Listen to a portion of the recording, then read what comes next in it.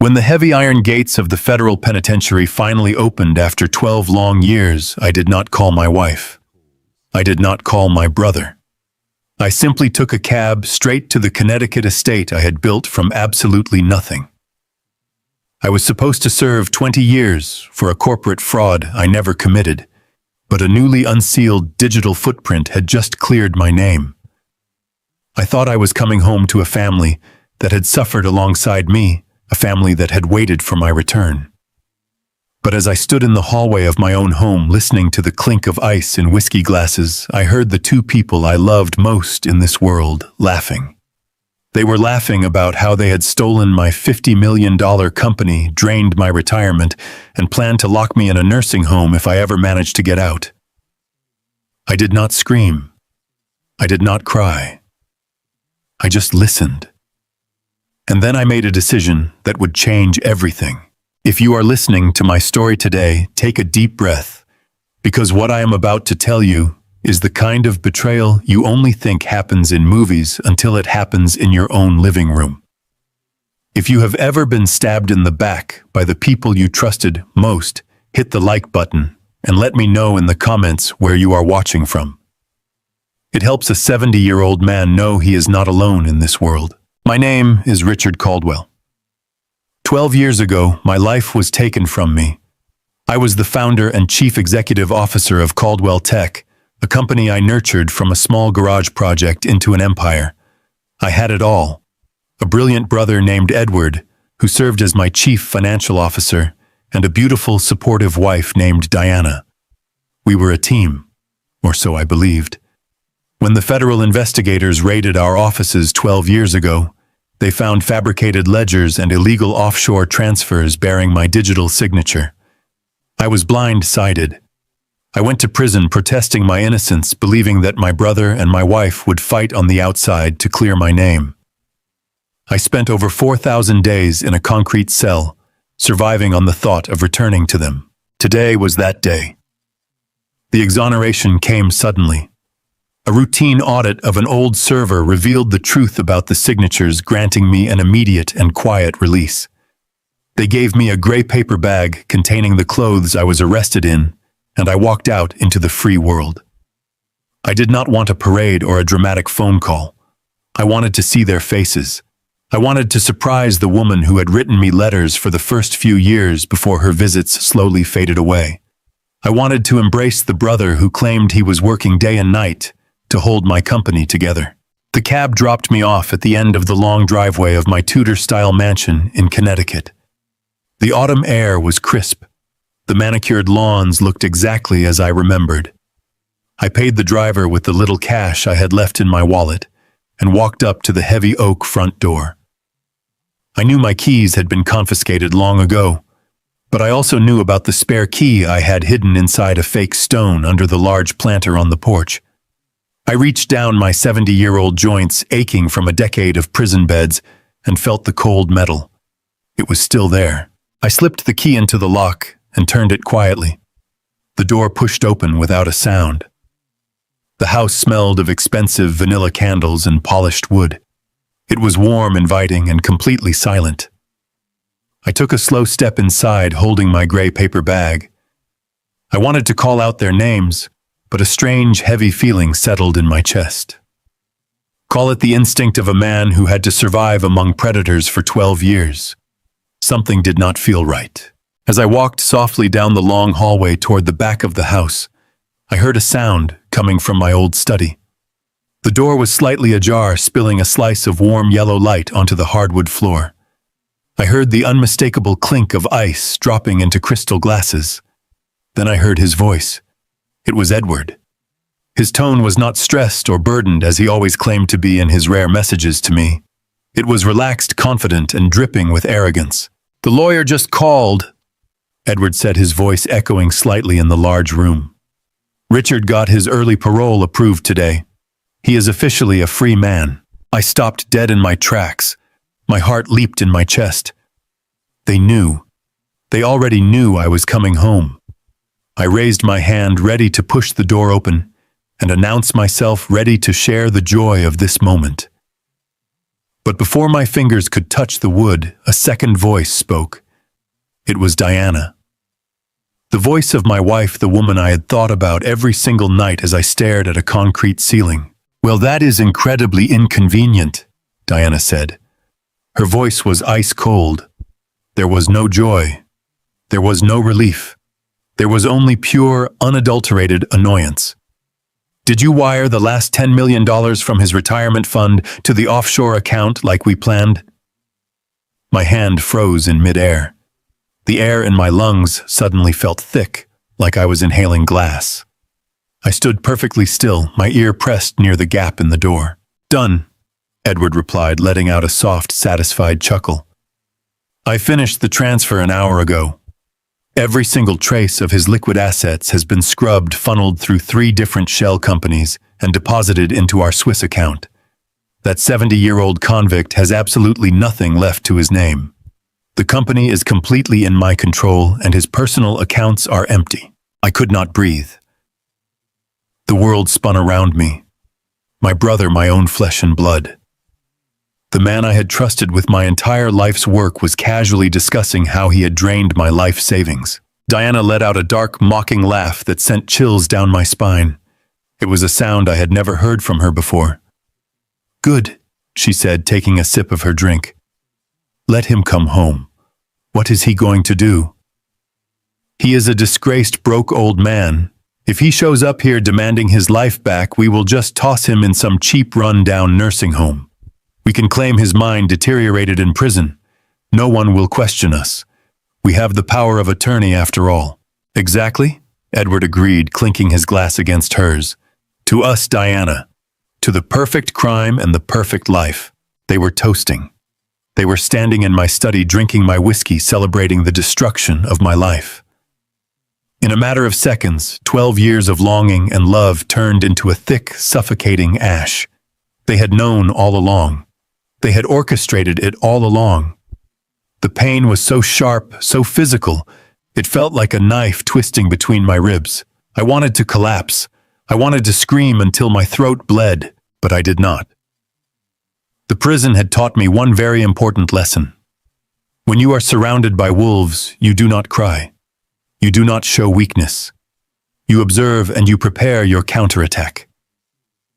My hands were trembling not from fear, but from a rage so profound it transcended anger.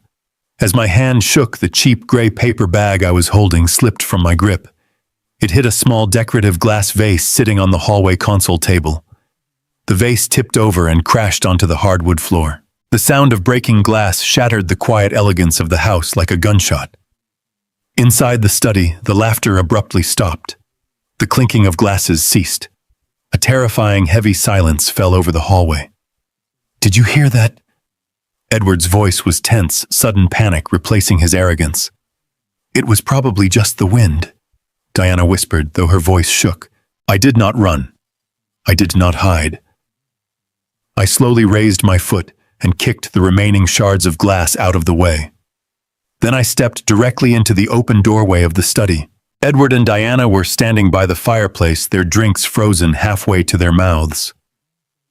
When they turned and saw me standing there, the color instantly drained from their faces. They looked as if they had just seen a ghost. And in a way they had. The naive, trusting Richard Caldwell, who went to prison 12 years ago, was dead. The man standing before them was someone completely different. I looked at my brother, who was wearing my father's watch. I looked at my wife, who was wearing a diamond necklace I had bought her for our anniversary. I did not yell. I did not throw a punch. I simply stood there, my posture straight, my eyes locked onto theirs, with the cold, dead stare of a man who had nothing left to lose. "Hello, Edward." "Hello, Diana," I said, my voice low and perfectly steady. "I hope I am not interrupting a celebration." They stared at me in absolute paralyzed horror. The game had just changed, and they had no idea what was coming next. For exactly 3 seconds, nobody moved. I stood in the doorway, staring at the 2 people I had spent 4,000 nights thinking about. Edward and Diana were frozen. The color drained from their faces. I saw sheer terror in their eyes. They thought I was a ghost. But predators are nothing if not adaptable. The shock lasted 3 seconds before their survival instinct kicked in. Diana moved first. The cold woman plotting to lock me in a nursing home vanished. Her face crumpled into a mask of overwhelming emotion. She dropped her glass onto the Persian rug, spilling whiskey, and let out a dramatic gasp. Tears sprang to her eyes instantly. She rushed across the room, heels clicking frantically, and threw her arms around my neck. She buried her face in my shoulder, sobbing. "Richard," she cried, her voice trembling. "Oh my God, you are finally home." She squeezed me tight, but I felt nothing. Her perfume now smelled like poison. A moment later, Edward snapped out of his paralysis. He slammed his glass down and hurried over. He grabbed my right hand, squeezing it with the desperate grip of a loving brother. His eyes were wide, shining with unshed tears. Brother Edward choked out. "They did not tell us. The lawyer just said the parole was approved. We did not know you were coming today. Look at you. We missed you so much." I stood in their suffocating embrace. 12 years ago, I would have wept with joy. I would have thanked God for returning me to my family. But now, feeling my wife's fake tears soaking my prison shirt and my brother's treacherous hands gripping mine, all I felt was cold rage. I let them play their parts. Then I slowly peeled Diana's arms off my neck. I pulled my hand away from Edward's grip and took a step back.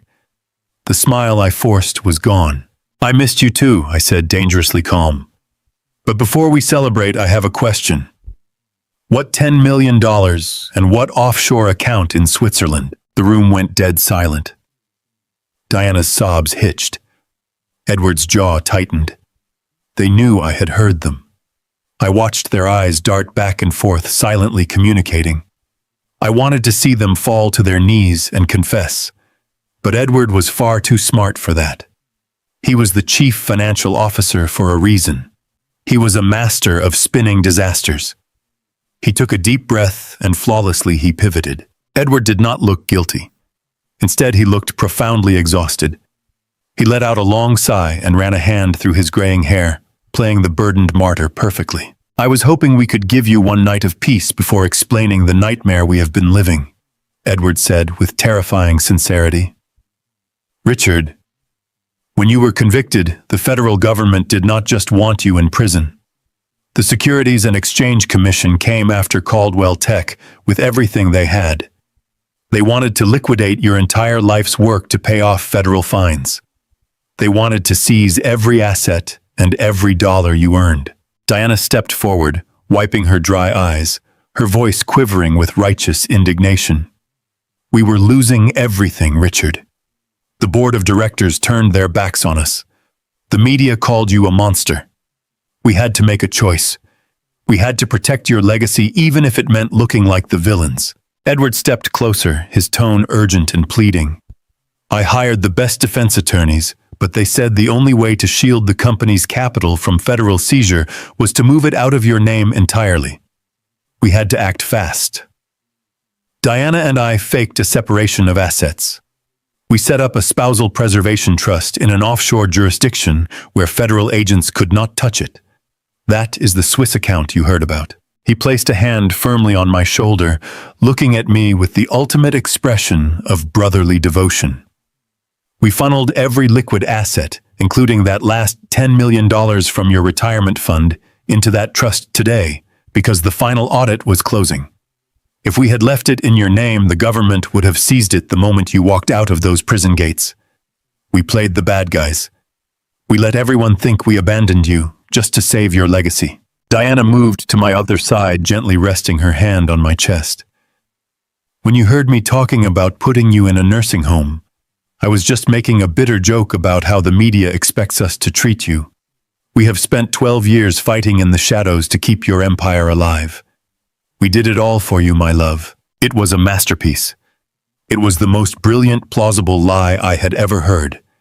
If I had not had 12 years of silence in a cell to sharpen my mind, if I had not learned how to spot a con artist, I would have believed them completely.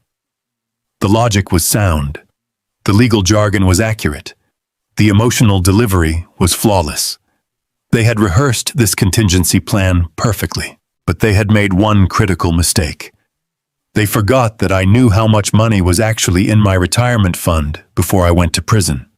And I knew that a spousal preservation trust did not require funneling money through anonymous shell companies.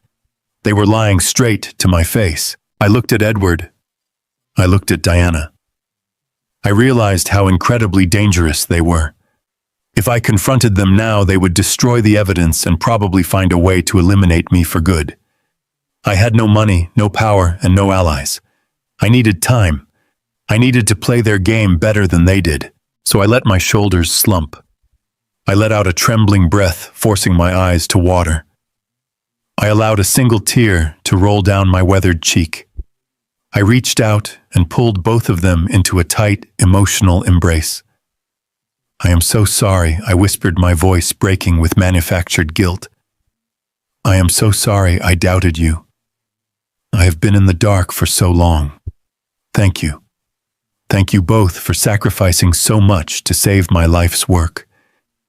I do not know what I would do without you." Diana hugged me back tightly, burying her face in my chest. Edward patted my back with strong thumps.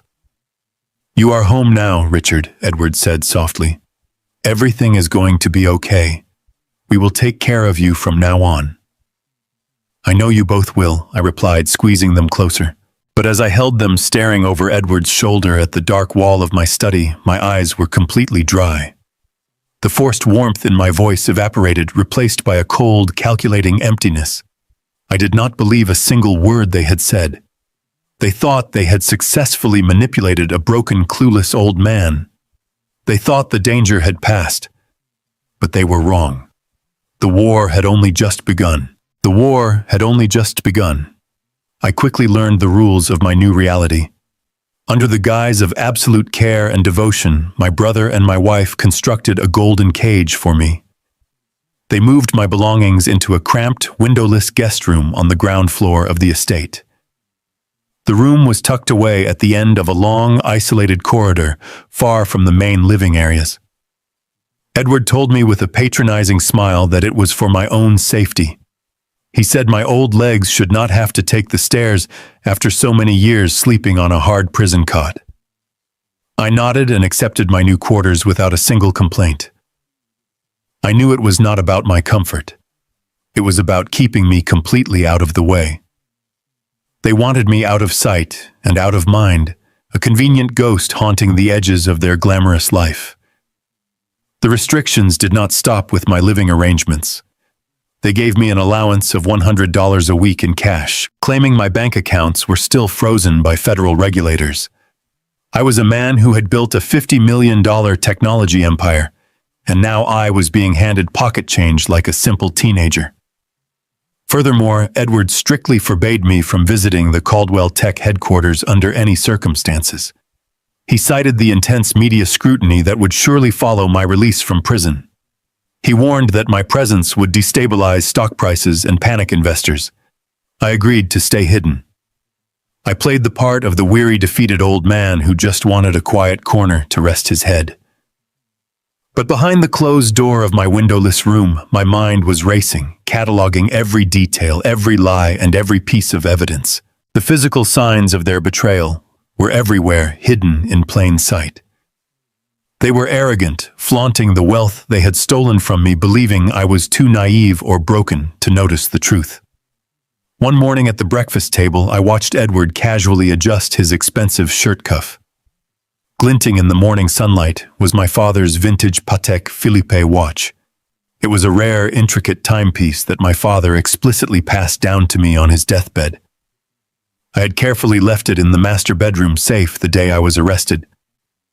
Edward caught me staring at his wrist. He smiled smoothly, claiming he had managed to buy it back from a pawn shop after federal agents seized my personal property. It was a blatant lie. The federal agents never seized our family heirlooms, but I forced a grateful smile and thanked him sincerely for rescuing it. Diana was no better. She glided through the mansion wearing stunning jewelry that I immediately recognized. One evening, she wore a brilliant diamond necklace to a charity dinner. It was the exact piece I custom designed for her on our 10th wedding anniversary. When I complimented her on it, she let out a light, dismissive laugh. She told me it was just a cheap knockoff she found at a local boutique, a fake copy to help her pretend she still had the life we once shared. She said she had sold the original to pay for my mounting legal defense fees. I knew she was lying. The way the light caught the facets of those stones was absolutely unmistakable. They were real diamonds. My diamonds. They were wearing my life like a costume, performing a sickening play where they were the tragic heroes and I was the helpless burden they graciously tolerated. But the stolen wealth was not the most dangerous part of their master plan. The true horror of my situation revealed itself in the quiet evenings. Every single night around 9 o'clock, Diana would knock softly on my bedroom door. She would enter holding a delicate porcelain cup filled with steaming chamomile tea. Her face would soften into a mask of pure angelic concern. She told me she had read medical articles about prison-induced insomnia and the severe trauma of reintegrating into society. She insisted the tea was a special organic blend mixed with natural supplements to help calm my nerves and soothe my tired mind. For the first week, I drank it. I wanted to play along to show them I was entirely dependent on their daily care like a helpless child. But something very strange started happening to my body. Every morning I would wake up feeling as though I were wading through a thick, suffocating fog. My thoughts were extremely sluggish, as if I had not slept. My vision blurred heavily around the edges. Most terrifying of all, my own hands began to shake uncontrollably. I would sit on the edge of my bed, watching my fingers tremble, entirely unable to make them stop. I was a perfectly healthy 70-year-old man who had maintained a rigorous physical exercise routine throughout my entire prison sentence. I had never experienced any neurological tremors before this moment. I remembered Diana's cold, heartless voice in the study, joking about how the media expects a convict's mind to naturally deteriorate. I remembered Edward saying they could legally claim my sanity slipped away in prison. The tremors were certainly not a natural symptom of aging. They were the direct result of a deliberate, calculated poisoning. I had to test my theory without arousing suspicion. The next night, when Diana brought the steaming cup of chamomile tea, I thanked her profusely. I took a small, cautious sip while she stood there praising the soothing taste. Satisfied I was consuming her remedy, she smiled warmly, wished me good night, and closed the door behind her. As soon as I heard her footsteps fade down the long hallway, I moved quickly. I carried the cup over to the dark corner of my room. There, sitting in a heavy ceramic pot, was a large, vibrant green fern that Diana had placed in the room to make it look more welcoming. I poured the contents into the soil of the plant. I rinsed the cup in my sink and left it empty on the nightstand for Diana to collect. I repeated this process the following night. I poured the tainted liquid directly into the roots of the fern. I waited in silence, watching the plant closely for any changes. It did not take long to see the results.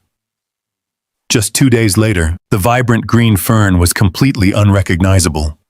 The leaves had turned a sickly necrotic yellow. The stems had shriveled and collapsed, rotting from the roots upward. The plant was entirely dead, killed by whatever chemical cocktail Diana was brewing for me every night. I stood in my windowless room, staring at the withered leaves, my heart pounding with terrifying clarity. They were not just stealing my money. They were not just keeping me hidden away from the outside world. They were actively chemically inducing dementia. They were destroying my brain to ensure I could never reclaim my life or my $50 million legacy. The golden cage they built for me was actually a slow, quiet execution chamber. The revelation that Diana was actively poisoning me shifted something fundamental deep inside my mind. I was no longer a victim trying to understand how my family could steal my wealth. I was a survivor trapped behind enemy lines. During the daylight hours, I played my part flawlessly. I let my hands shake. I shuffled my feet when I walked down the hallways.